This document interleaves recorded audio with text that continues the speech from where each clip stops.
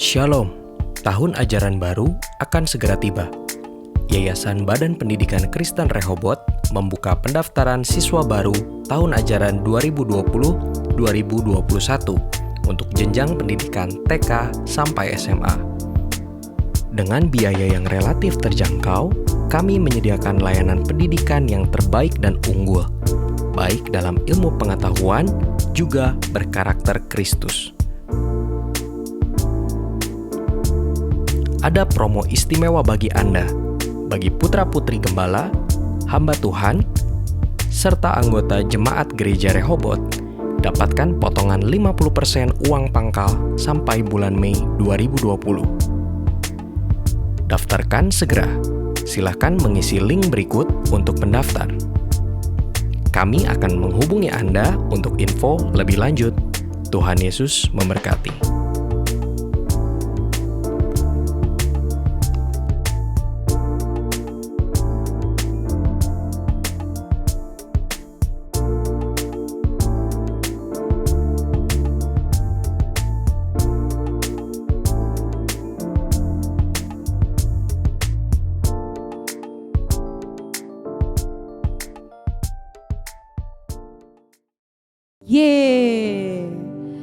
Halo teman-teman, apa kabar semuanya? Saya harap teman-teman semua baik-baik. Walaupun kita gak sama-sama lagi berkumpul, walaupun ada jarak sama kita, saya harap kita semua masih merasakan hadiratnya Tuhan. So, gak henti-hentinya saya mau ajak teman-teman kembali lagi untuk bersyukur sama Tuhan. Karena kemanapun kita pergi, kemanapun kita berjalan, kita perlu Tuhan. Kita mau bersatu dalam doa, kita mau tundukin kepala kita mau renungin dulu buat semua kebaikan Tuhan.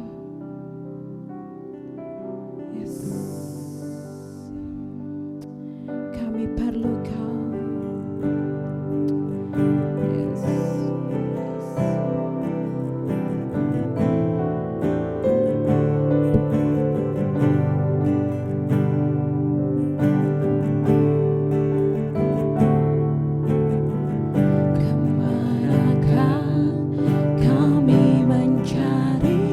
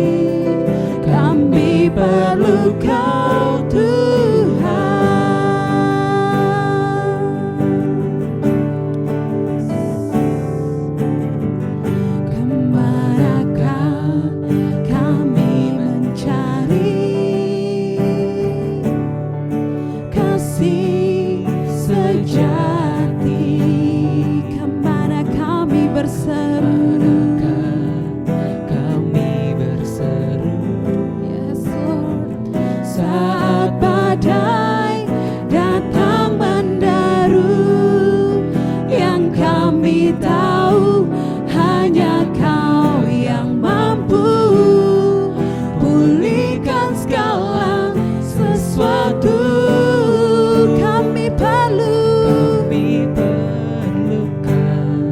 keajaiban-Mu, kami butuhkan sentuhan tangan-Mu, kami tak dapat jalan sendiri, kami perlu Kau Tuhan, kami perlu Tuhan, kami perlukan keajaiban-Mu, kami butuhkan sentuhan tangan-Mu, kami tak dapat jalan sendiri, kami perlu Kau Tuhan, kami perlu Kau Tuhan. Katakan kami perlu Kau Tuhan. Sembah Dia, haleluya.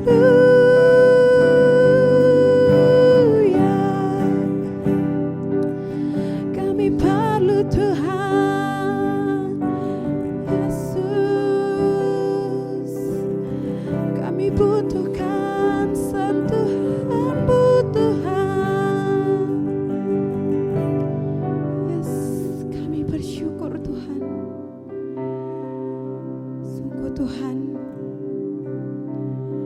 kami memerlukan Tuhan setiap kasih-Mu Tuhan, buat setiap sentuhan tangan-Mu Tuhan. Kami sangat memerlukan itu Tuhan. Yes Tuhan, thank you Lord. Kamu tinggikan nama-Mu lebih lagi Tuhan, sebab Engkau layak tinggikan, Kau layak dipuja, karena Engkaulah Allah Tuhan.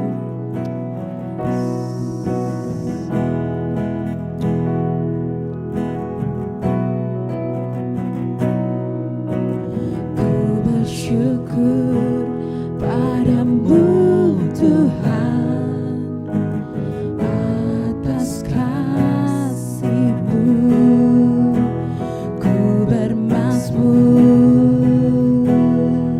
bagi nama-Mu yang kudus,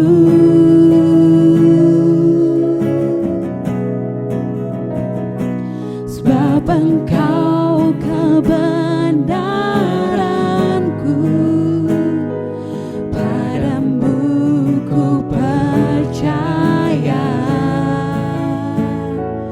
Betapa mulianya Tuhanku, ku rindu menyatakan, tinggikan diri-Mu mengatasi langit. Kebesaran-Mu Tuhan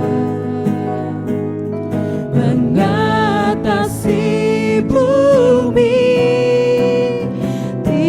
Tinggikan diri-Mu mengatasi langit. Kemuliaan-Mu Tuhan mengatasi bumi.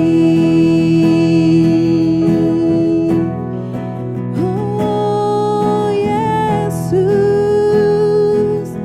kami bersyukur.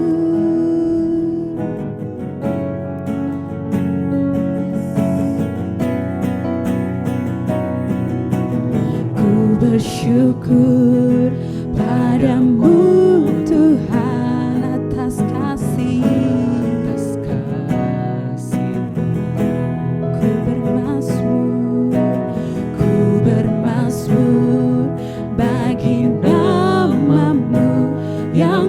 kudus, sebab Engkau kebenaranku,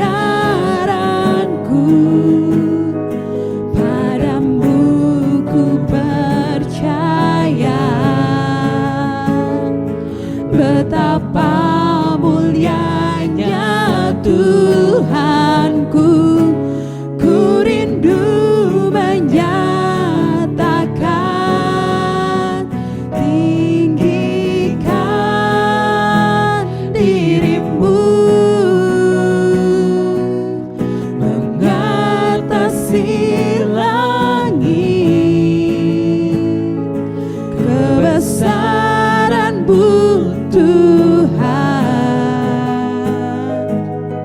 mengatasi bumi. Tinggikan dirimu mengatasi langit, kemuliaan-Mu Tuhan mengatasi bumi. Mari semua angkat suara, angkat hati, sembah Dia. Yesus, terima kasih, Engkau ditinggikan, Engkau layak Tuhan. Haleluya.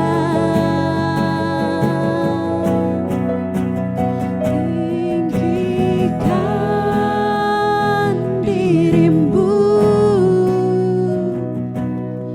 mengatasi langit, kebesaran-Mu Tuhan mengatasi bumi. Tinggikan dirimu mengatasi langit, kemuliaan-Mu Tuhan, kebesaran-Mu Tuhan. Katakan kemuliaan, kemuliaan-Mu Tuhan mengatasi bumi. Oh Yesus,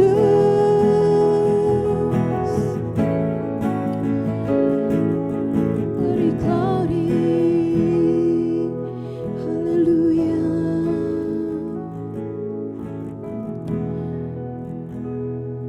Ampuni kami Tuhan, mungkin kadangkala Tuhan, tanpa kami sadari kami menempatkan Engkau Tuhan di posisi terendah Tuhan.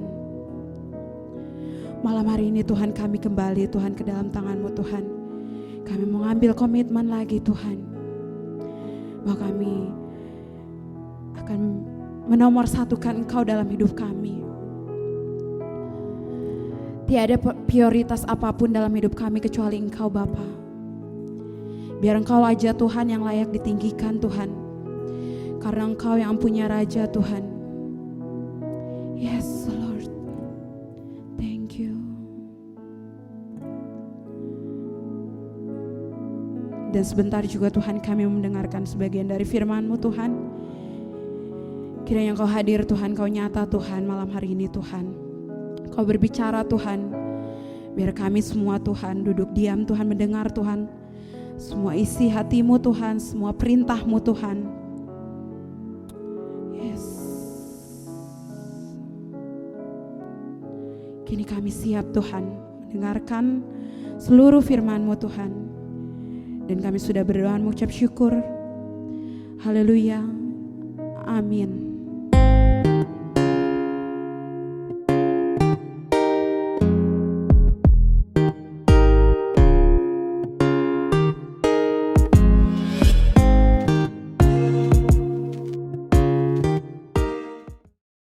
Shalom, selamat sore.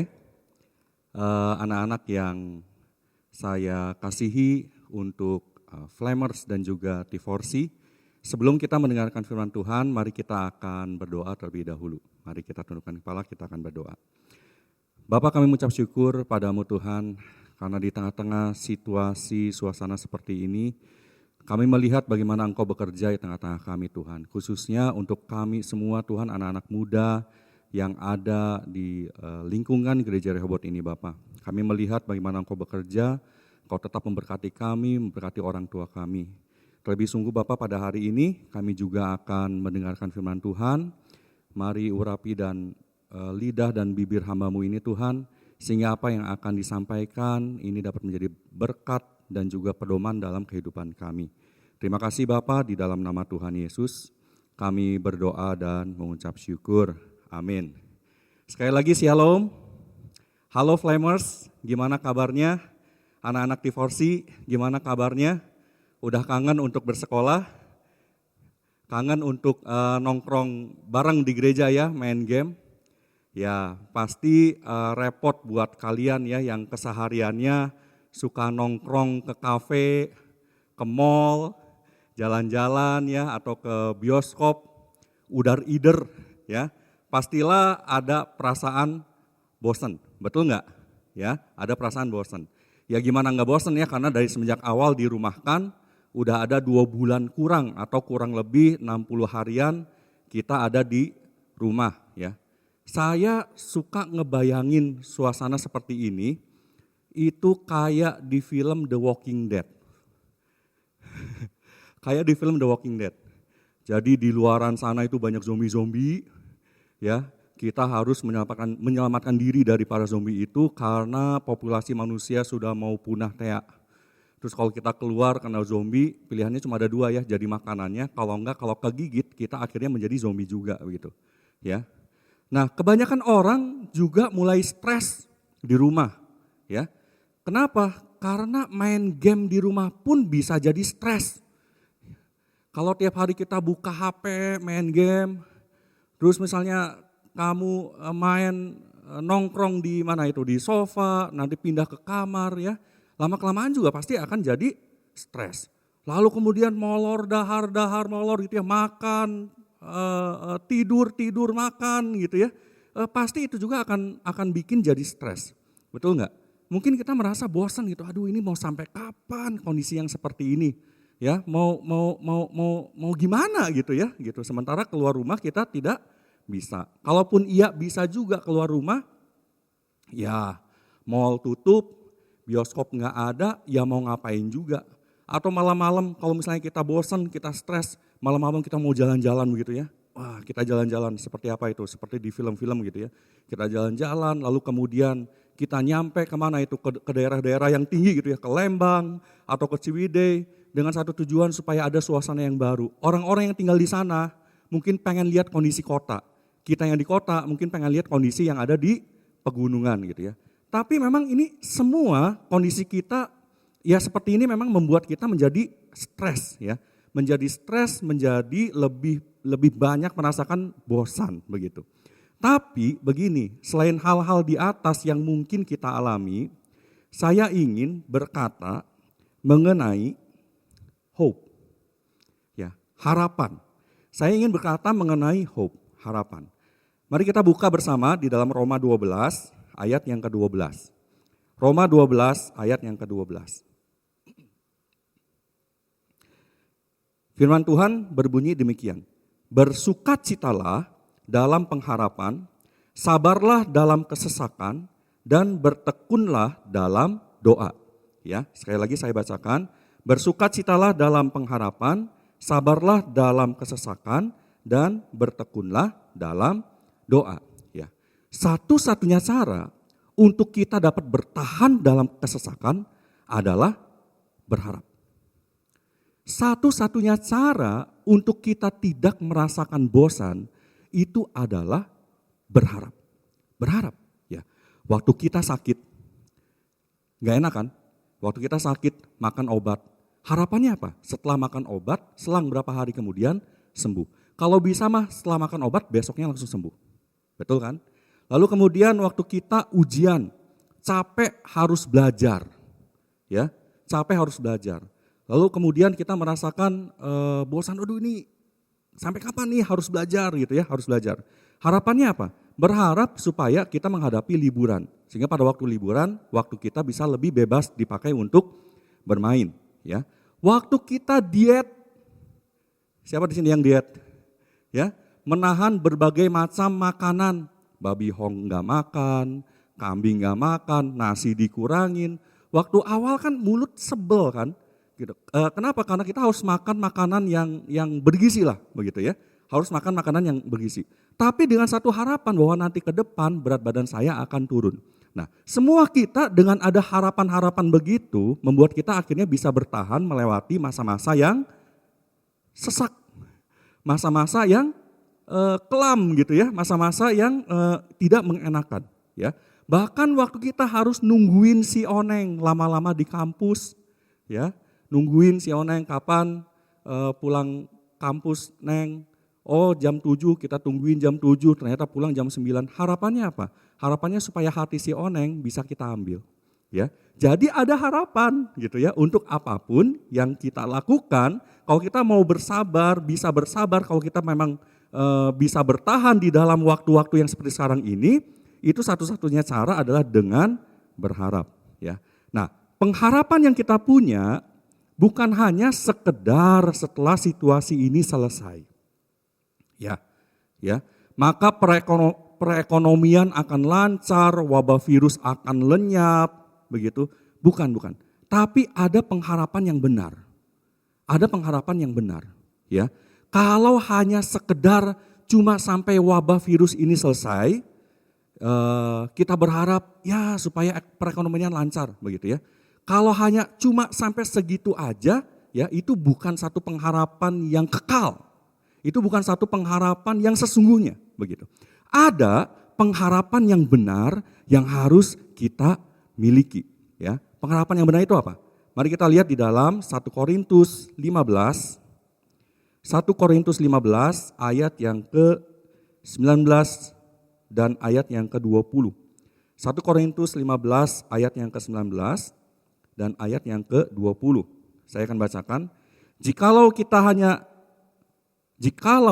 kita hanya dalam hidup ini saja menaruh pengharapan pada Kristus, maka kita adalah orang-orang yang paling malang dari segala manusia. Ayat 20. Tetapi yang benar ialah bahwa Kristus telah dibangkitkan dari antara orang mati sebagai yang sulung dari orang-orang yang telah meninggal. Ada pengharapan yang benar. Apa itu pengharapan yang benar? Pengharapan yang benar itu adalah kebangkitan Yesus adalah harapan sejati bagi seluruh dunia. Kebangkitan Yesus itu adalah harapan sejati bagi seluruh dunia, saudara. Waktu Yesus dia bangkit ya dari kematian, maka apa yang terjadi bagi dunia ini adalah dunia ini memiliki pengharapan akan kehidupan yang kekal. Pengharapan akan kehidupan yang kekal itu jauh lebih daripada kita berharap situasi akan bertambah menjadi lebih baik. Amin. Amin. Pengharapan yang kekal, pengharapan akan kehidupan yang kekal, jaminan kehidupan yang kekal, itu jauh lebih berharga, jauh lebih utama daripada hanya sekedar supaya wabah virus ini usai. Jauh, saudara. Ya. Apakah kita berpikir keadaan sekarang ini adalah keadaan yang paling buruk? Ada dari antara kita yang berpikir begitu enggak? Oh ini sekarang ini adalah keadaan yang paling buruk. Ada? Dan antara kita yang berpikir seperti itu. Saya ingat dulu waktu SD, kita pernah mengalami dulu ya sekitar tahun 80-an. Jadi kalau ada dari antara kalian yang sudah lahir tahun 80-an, tapi masih ada di youth, bertobatlah. Berarti kalian harus ada di kebaktian umum. Ya. Dulu tahun 80-an itu kita pernah mengalami yang namanya meletusnya Gunung Galunggung. Waktu meletusnya Gunung Galunggung, sekian hari seluruh jalanan itu tertutup dengan debu daripada Gunung Galunggung itu. Tapi toko tetap buka, sekolah rasanya tetap buka, ya. Kantor-kantor tetap buka, ya, tetap buka. Jadi kalau kita sekarang saat ini harus mengalami lewat wabah pandemik ini, kita harus dirumahkan selama ya kurang lebih 2 bulan, toko-toko tutup, sekolah tutup, bioskop tutup, mall tutup, kemudian kita berpikir, oh ini kayaknya keadaan yang paling buruk. Mungkin di antara kita ada yang berpikir seperti itu. Tapi saya mau katakan, belum tentu. Belum tentu. Kenapa saya katakan belum tentu? Karena firman Tuhan bilang kok, kalau dunia ini dengan segala keinginannya akan lenyap. Firman Tuhan juga bilang kok, bahwa kehidupan kita yang sesungguhnya bukanlah di dalam dunia. Ini hanya tempat yang sementara. Sekarang wabah virus nih melanda. Nanti ke depan apalagi kan kita nggak tahu. Betul ya? Kan kita nggak tahu. Tapi memang dunia ini sedang rusak, saudara. Dan kedatangan Tuhan Yesus itu sudah semakin dekat. Ya. Tuhan Yesus nggak pernah berkata bahwa nanti ke depan dunia ini akan menjadi lebih baik. Nggak pernah bilang seperti itu. Jadi kalau kita yang berpikir bahwa kondisi sekarang ini adalah yang paling buruk, maka kita salah. Makanya kenapa kita harus memiliki pengharapan yang kekal. Amin. Kita harus memiliki pengharapan yang kekal. Kita buka lagi di dalam Roma 15. Roma 15 ayat yang ke-13. Ya. Roma 15 ayat yang ke-13. Firman Tuhan berbunyi demikian. Semoga Allah sumber pengharapan memenuhi kamu dengan segala sukacita dan damai sejahtera dalam iman kamu, supaya oleh kekuatan Roh Kudus kamu berlimpah-limpah dalam pengharapan. Sekali lagi ya, saya bacakan. Semoga Allah sumber pengharapan memenuhi kamu dengan segala sukacita, dan damai sejahtera dalam iman kamu, supaya oleh kekuatan Roh Kudus kamu berlimpah-limpah dalam pengharapan. Ya, jadi pengharapan yang benar di dalam Kristus akan membangkitkan sukacita dan damai sejahtera walaupun di tengah-tengah kesesakan. Amin. Makanya kenapa saya katakan ini adalah pengharapan yang benar. Saudara. Ya. Walaupun kita ada di tengah-tengah kondisi yang tidak menentu, kita ada di tengah-tengah kondisi yang penuh dengan ketakutan, dengan kekhawatiran, tapi hati kita bisa dipenuhi dengan sukacita dan damai sejahtera. Kenapa begitu? Karena Yesus yang telah mengalahkan maut, karena Yesus yang telah bangkit pada hari yang ketiga, mengalahkan musuh yang paling akhir yaitu maut. Dia ada diam di dalam hati kita. Amin. Amin. Coba kita pahami bersama-sama ini. Kita pahami bersama-sama. Ya. Kita pernah nyanyi, ya, kita pernah nyanyiin bersama-sama ya. Ada lagu yang judulnya You Are the Center of My Joy. Ingat nggak lagu itu? You are the center of my joy. Engkaulah sumber sukacitaku. Sekarang saatnya kita benar-benar memahami akan makna dari pujian itu. Betul nggak bahwa Yesus itu adalah sumber sukacita kita? Betul nggak? Ini adalah pertanyaan yang harus kita jawab bersama-sama. Betul nggak bahwa dia itu adalah sumber sukacita kita? Betul nggak? Kenapa saya tanyakan begitu?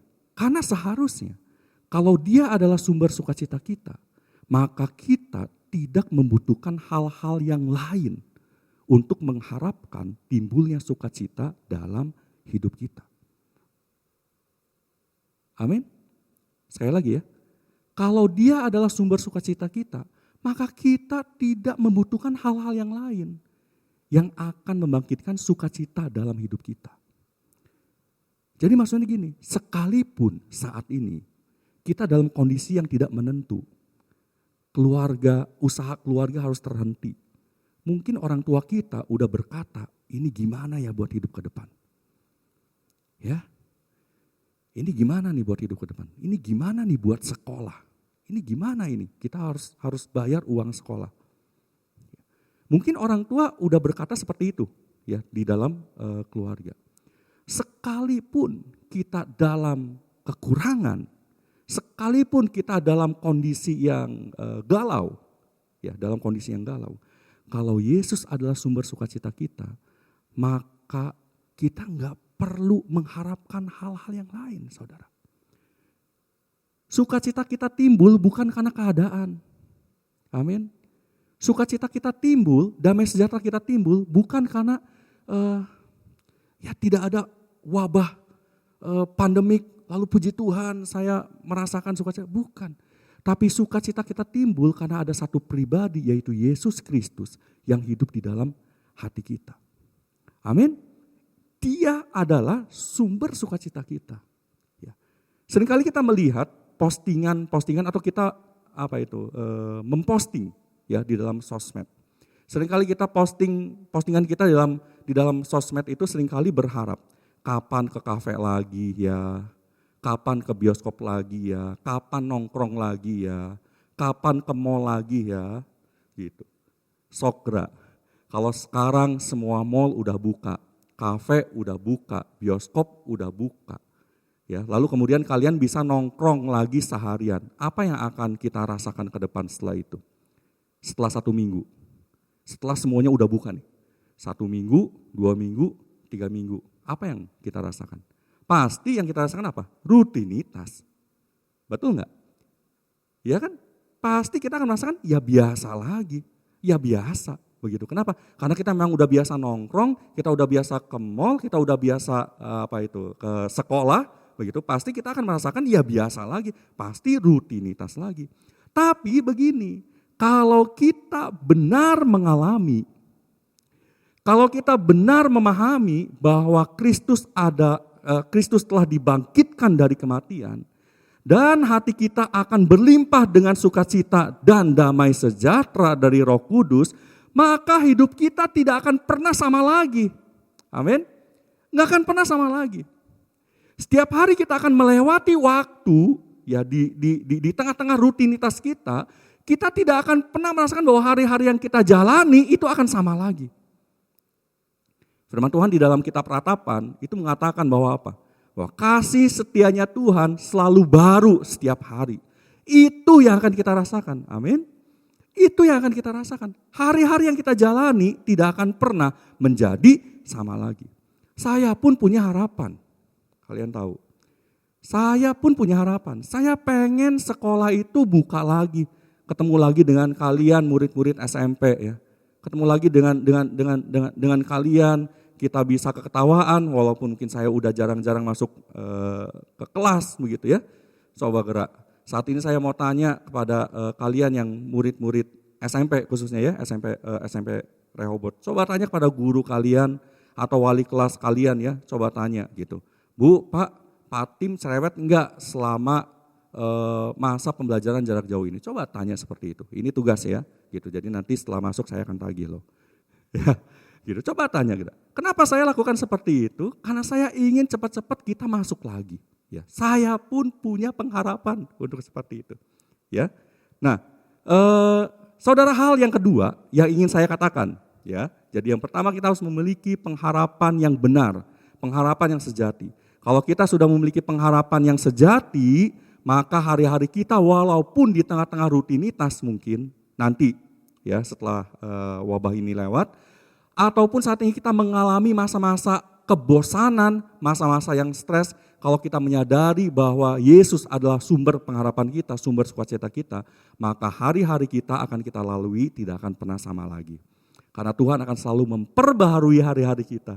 Dengan apa? Kasih setianya yang selalu baru setiap hari. Amin. Nah, hal yang kedua yang ingin saya katakan adalah endurance. Ya, apa itu endurance? Endurance itu adalah ketahanan atau daya tahan.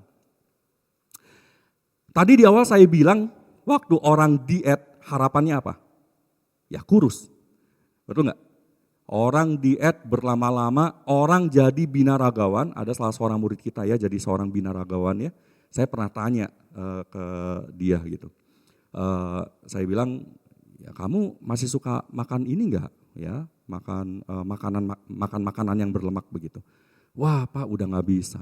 Sekali saya makan makanan yang berlemak, itu ada satu bagian tubuhnya itu pasti yang nggak akan terbentuk dengan indah katanya begitu.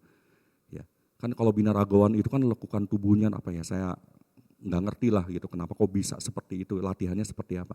Tapi dia menempa dirinya dengan satu tujuan supaya harapannya apa, tubuhnya itu bisa terbentuk. lalu kemudian dia bisa mengikuti kejuaraan gitu ya. Ya dia bisa memenangi gitu sekian banyak pertandingan-pertandingan kejuaraan seperti itu gitu. Tapi kenapa dia bisa memiliki tubuh yang seperti itu? Karena dia bertahan. Dia memiliki daya tahan yang dia mengekang dirinya untuk dia enggak sembarangan makan. Supaya apa? Supaya tujuannya itu bisa tercapai. Orang yang diet pun seperti itu. Orang yang diet pun seperti itu. Kenapa kok enggak mau makan nasi? Ada yang dietnya enggak mau makan masak-masakan yang pakai garam. Ya kan? Kenapa seperti itu? Karena tujuannya adalah supaya berat badannya menjadi turun. Nah, ini yang saya mau bilang. Ini yang saya mau bilang begini. Masa-masa sekarang ini sebenarnya itu adalah untuk melatih kita untuk memiliki endurance yang bagus. Betul loh. Untuk memiliki daya tahan yang kuat masa-masa seperti sekarang ini. Iya loh. Kenapa? Karena ke depan kita akan memasuki masa-masa yang sukar. Sukar. Setelah wabah pandemik ini berakhir dan semua sudah normal kembali, maka masa-masa sukar itu bukannya berakhir. Krisis ekonomi saat ini sedang kita hadapi karena sekian banyak orang, mungkin orang tua kalian, usahanya terganggu bahkan terhenti sama sekali. Coba kita pikirkan. Ya, anak-anak divorsi, ya, coba dipikirkan. Flamers, coba dipikirkan. Ya. Setelah wabah ini selesai, wabah ini beres, ya, kita akan memasuki satu krisis demi krisis akan kita lewati. Betul loh, akan kita lewati. Ya. Saya rasa semua orang saat ini sedang menahan dirinya. Betul enggak? Sedang menahan dirinya. Belum dulu untuk membeli barang-barang yang tidak terlalu perlu. Ya kan? Gak adalah orang yang pada saat masa-masa seperti sekarang ini, masa krisis, tiba-tiba datang bawa mobil baru. Cekit gitu. Wow man, beli mobil baru sekian ratus juta, saya rasa gak ada. Semua orang saat ini sedang menahan diri untuk bisa membeli barang-barang yang sesuai dengan kebutuhannya, keperluannya. Ya. Ada salah seorang teman saya bilang begini, Pak bersyukur loh Pak, waktu itu saya gak jadi ngambil rumah. Begitu. Karena memang dia sedang mencari rumah, dia berdoa, lalu kemudian ceritanya udah tinggal tanda tangan begitu, akhirnya tidak jadi begitu. Dan kemarin ketemu saya, kita ngobrol, Pak bersyukur loh saya nggak jadi beli rumah. Kenapa? Kalau jadi beli rumah itu berarti harus membayar cicilan tiap bulan kan. Ya. Nah kebetulan teman saya ini, dia profesinya memang bukan kerja kantoran begitu. Dia bukan kerja kantoran. Nah saudara begini, untuk memiliki endurance yang kuat, maka kita harus belajar untuk menahan diri. Dari segala macam keinginan kita. Ya. Kita mesti belajar untuk menahan diri. Kenapa? Karena kalau kita mau menjadi murid Kristus, oke, kalian ingat kan di awal tahun, tema kita tahun ini apa? Murid Kristus yang sejati, betul? Nah, kalau kita mau menjadi murid Kristus yang sejati, maka kita harus belajar untuk menahan diri terhadap keinginan pribadi. Nggak ada murid Kristus yang bilang gini, maaf ya, gitu. Uang saya, kenapa situ kok yang pusing? Atau apa? Mau beli apa kek itu urusan gua, bukan urusan lu. Nggak ada murid Kristus yang ngomong seperti itu. Nggak ada murid Yesus yang ngomong seperti itu. Kenapa? Karena semua murid Yesus yang sejati akan meletakkan keinginan pribadi, mengutamakan apa yang Tuhan inginkan. Amin. Amin. Ya. Murid Kristus yang sejati, dia akan meletakkan keinginan pribadi, mengutamakan apa yang Tuhan inginkan. Karena Yesus sekarang yang menguasai hidup kita. Galatia 2 ayat 20. Hidupku bukannya aku lagi, melainkan Yesus yang hidup dalam hidup kita. Sekarang kita coba lihat orang tua kita. Lihat kondisi di rumah. Ya. Saya harapkan kalian tidak lagi terlalu sering main game online, ya. Tapi coba sekarang perhatikan orang tua di rumah. Coba lihat keadaan orang tua di rumah kalian. Ya, lihat. Susah payah pasti sekarang. Susah payah. Jangan bikin pusing. Ya, saya ingatkan loh, jangan bikin pusing. Kalau bisa bantu ya bantu dan coba memahami keadaan di rumah. Jangan menuntut dulu untuk beli apa-apa, nanti Tuhan pasti akan cukupkan. Sekarang saatnya untuk kita berdoa bersama dengan keluarga, saling menguatkan. Ya, jangan nanti istilahnya begini, orang tua lagi curhat, nak gimana usaha ayah ya ke depan. Ayah nggak tahu nih ke depan harus kayak gimana. Lalu kemudian kita jawab begini, ayah aku butuh handphone baru. Karena apa? Karena memori handphone aku full kepenuhan gara-gara main game.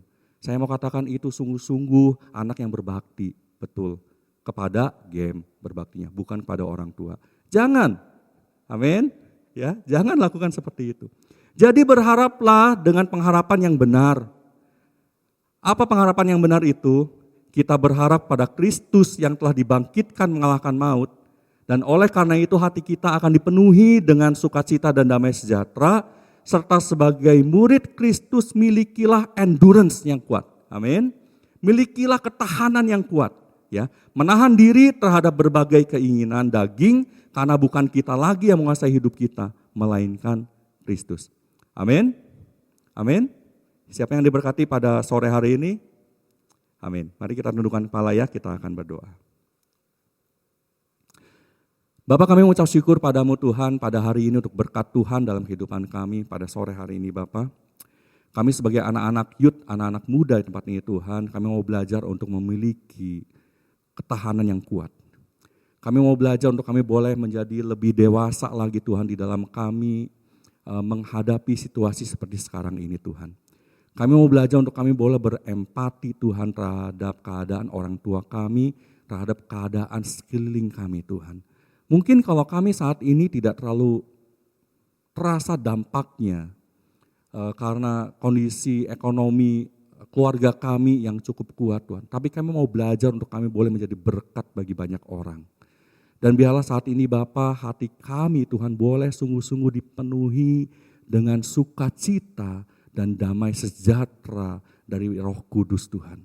Sehingga kami tidak akan pernah merasakan bosan, kami tidak akan pernah merasakan stres lagi. Karena Yesus Engkau yang menjadi sumber sukacita kami Tuhan. Sehingga apapun yang kami hadapi saat ini, walaupun kami saat ini Tuhan kami tidak bisa pergi kemana-mana. Tetapi karena Engkau yang memerintah hati kami, maka hari-hari kami tidak akan pernah sama lagi. Karena Yesus yang memerintah dalam hati kami, dalam hidup kami. Terima kasih Bapa, kami mengucap syukur, hamba saat ini berdoa Bapa untuk anak-anak youth Tuhan.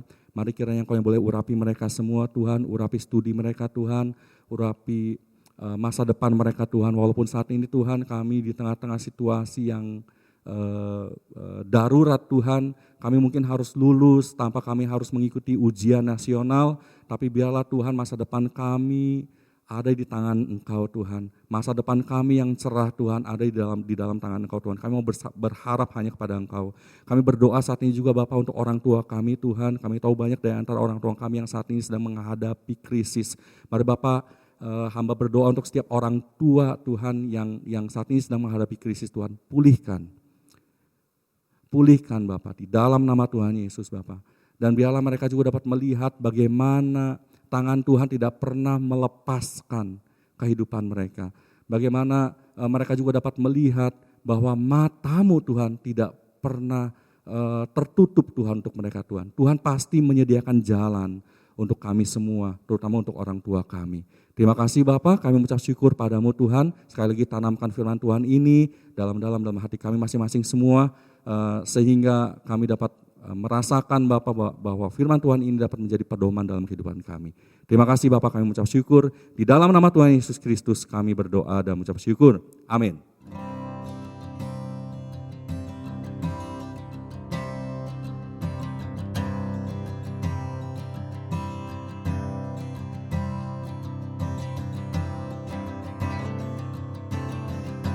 Seluruh kegiatan ibadah tengah minggu, KKP, KKK, KKW, kegiatan doa pagi, dan House of Prayer ditiadakan selama masa social distancing. Layanan ibadah online Gereja Rehoboth dapat diakses di YouTube channel Gereja Rehoboth Jemaat Bandung. Jemaat masih bisa mengakses selama masih di hari yang sama.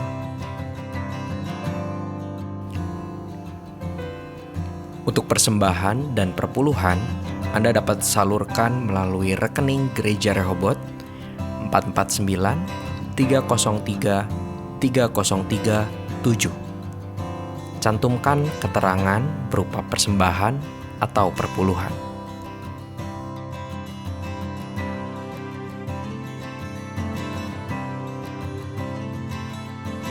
Anda telah selesai mengikuti ibadah online Gereja Rehoboth. Jangan lupa untuk like dan subscribe, dan ketuk lonceng untuk notifikasi pemberitahuan info-info berikutnya. Tuhan Yesus memberkati.